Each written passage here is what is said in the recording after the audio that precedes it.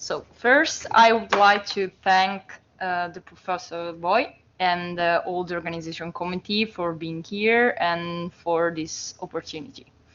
So the title of my paper was The Intermediation Role of Sharing Economy Platform in the Digital Market, Toward an Explored Path to Accountability.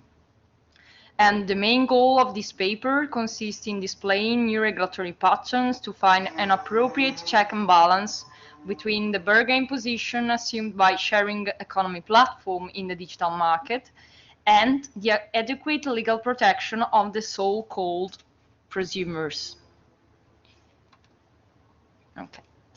The sharing economy is a widespread phenomenon which fits nearly with the idea of sustainability and is an innovative business model which has become the current alter ego of capitalism.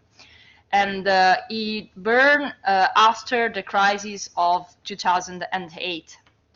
It has democratized access to many services and facilities, offering affordable prices by promoting the diffusion of excess capacity of shareable goods among peers.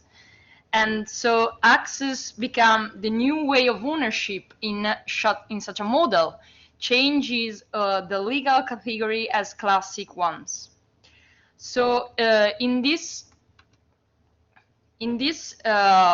field, intermediary platform played a key role in the development of this business, because they operate, as Professor Boyce told, as a marketplace where prosumers can easily get in touch.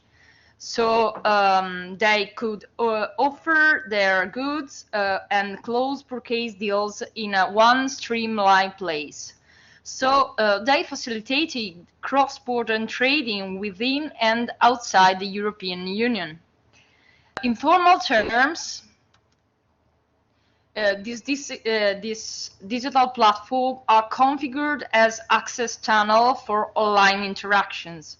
So in theory, they should nothing to do with the underlying sharing services being provided offline, like the accommodation in Airbnb or the driving services in Uber. So following this peer-to-peer scheme, an agreement is legally signed between just the user and the supplier. And accordingly, intermediary platforms tend to disclaim any liability for the performance of the offline services. However, this marketplace have suddenly assumed a leading position in the digital ecosystem. So as main access channel to the market, they have become autonomous and independent regulatory bodies overriding their former role. So they are not brokerage anymore, and they transform themselves from access points to access controllers, on undermining both users' rights and their contractual freedom. So these asymmetrical schemes affect the contracts concluded within the platforms, and the terms and conditions became exchanges without agreement, unilaterally imposed by the portals. As a result, they can easily control relation within it, even interfere with the rule implementation regarding the offline services performance. Such direct and controlled influence on sharing services allow platforms to assume a hybrid online and offline morphology. So the critical distinction between sharing platform and other online services does not turn solely on the character of the services or the parties involved, but rather on the degree of control the platform exercises over each transaction. Sharing platform exercise control by directing the form and the content of listing, issuing minimum quality standards for providers, or providing an electronic payment system, or charging a transaction fee for exchanges. In this way, fall somewhere between purely passive message boards and direct service providers. These platforms indeed have no employment relationship with providers and no financial stake in any particular transaction. So direct service provider, by contracts, exert a complete control. And for those reasons, platform generally seeks to minimize their own liability by characterizing their services as mere marketplace, as close equivalent to message boards. Many critics, however, argue that sharing platforms in practice operate like direct service providers. So the distinguishing between a platform acts as a classic intermediary or providers is a really complex question today. In addition to this, the problem is the actual regulatory framework, because the figure of information society services ruled by the e-commerce directive has been substantially deficient in configuring such a hybrid figure and their contextual responsibility. As told before, they have no responsibility for any content insert in their platform. It is possible to consider, though, this regulation as incomplete in controlling the power assumed, as well as in the guarantees of protection offered to the prosumers. And this widespread phenomenon creates large disputes that have reached the EU Court of Justice. The well-known cases are Uber case and Airbnb. More precisely, in the Uber case, the court takes the view that the service provided by Uber is more than intermediation services consisting of connecting, by means of smartphone application, a non-professional driver using his vehicle with a person who wishes to make an urban journey. This decision was reached under the Uber test criteria used to understand whether the online or offline role was preeminent. Considering this, the court notes that the application provided by Uber is indispensable for both the drivers and the persons who wish to make an urban journey. So it also points out that Uber exercises a decisive influence over the condition under which the drivers provide the services. In this way, the court states that the directive on electronic commerce does not apply to that service. And for this reason, the transport policy, in this case the Spanish transport policy, will be applied to Uber. Soon after the Uber judgment, Airbnb came in the spotlight as the next troublemaker of the sharing economy, as the platform was accused of hollowing out European city centers and the so-called gentrification of this city center and competing unfairly with the hotels. It was only a matter of time before the question whether its service must be regarded as information society services was referred to the court. But in this case, the Court of Justice, he used the same test criteria to understand whether the online or offline services was preeminent, established that the application of the solution reached in the Uber cases was not comparable in the Airbnb cases. Indeed, according to the court, unlike Uber, Airbnb does not exercise any decisive influence over the accommodation services, since Airbnb does not either control the amount of the rent or select the offers put up on its platform, but it only suggests some different services. So in this case, the service therefore constitutes an information society services. In my opinion, these decisions are problematic for different reasons. The first one is the decision of the court, albeit clear, is quite unconvincing, because the only way in which the configuration of responsibility was delegated was as an establishment of facts, that is the Uber test criteria. So a test that is based only to a matter of fact and is not so clear and shareable to the other judgments courts. And so, in my opinion, the court missed the opportunity to provide clear guidance regarding the legal regime applicable to platform services. And doing so, the judgment leads a partial liberalization of these services because that causes major undesirable effects.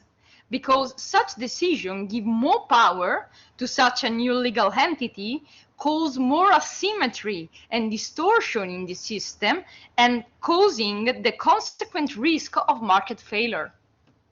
So, considering these paradoxes, it is possible to assume that platform ecosystem, which is now so pervasive in the market, could now continue to be managed by a case-by-case standard or a legislation for standard, but he requires instead an appropriate legal reform.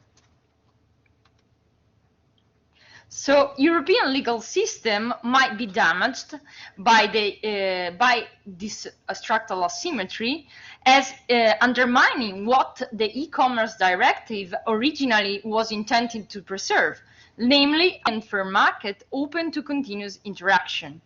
So a suitable balance which fills the gap between the parties through the imposition of due limits of this digital platform are necessary tools to ensure the proper functioning of the system as a whole, so not only the contract, but also the market.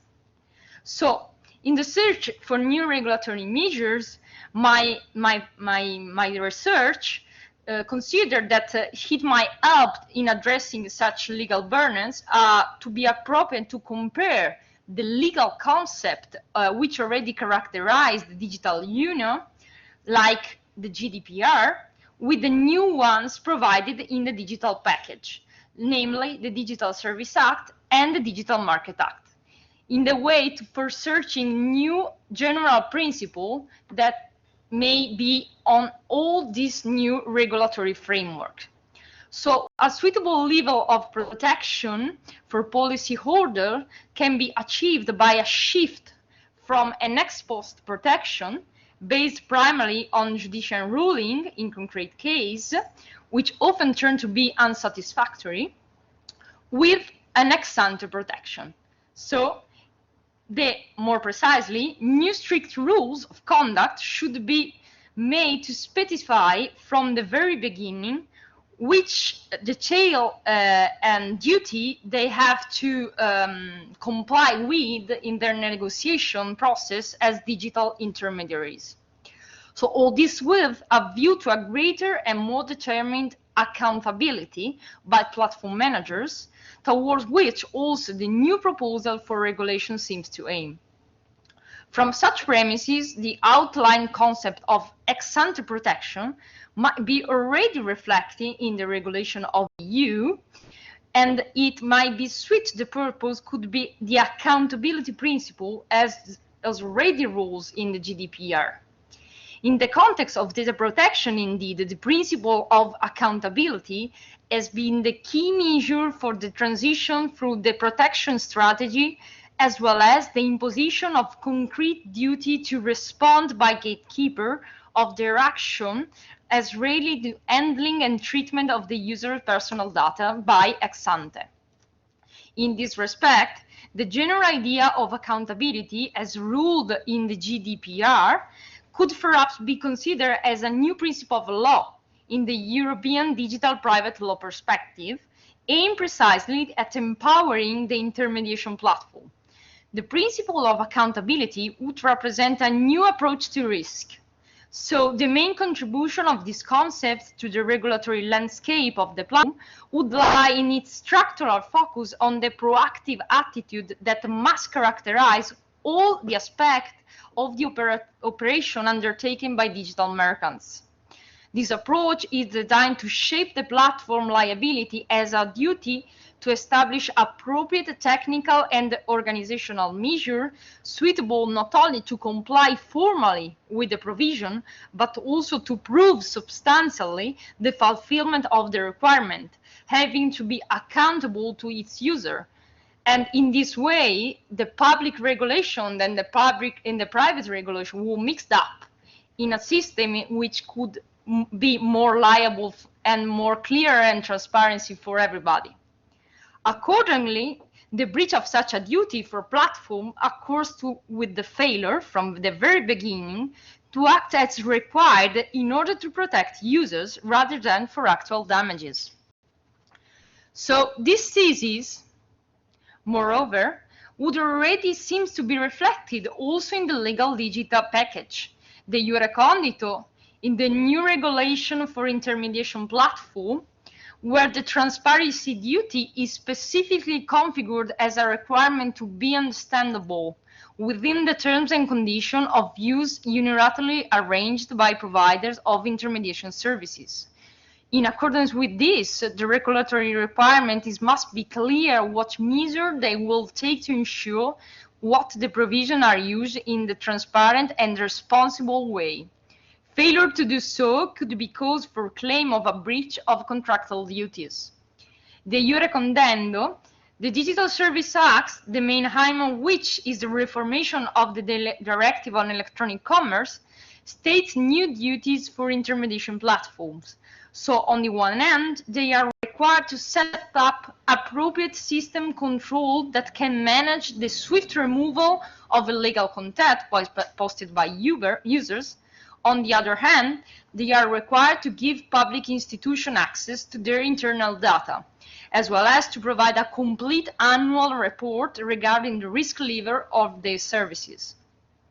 To enforce this regulation, they will also be required to appoint a managed task with the specific role of constantly performing a conformity assessment of the platforms, terms and conditions as per the regulation. Finally, the draft will oblige platforms to provide a meaningful detail about their users' profiling system for market purpose to ensure more transparency and also the self-determination of the user in the free market. Even the Digital Market Act, which is intended to send the competition rules and solve the problem of monopolization of the gatekeepers, would state specific duty of conduct for gatekeepers, aimed at preventing anti-competitive behavior in advance. Furthermore, in both proposals, the punishment system appeared to be rather severe, providing for significant penalties in case of any breach status.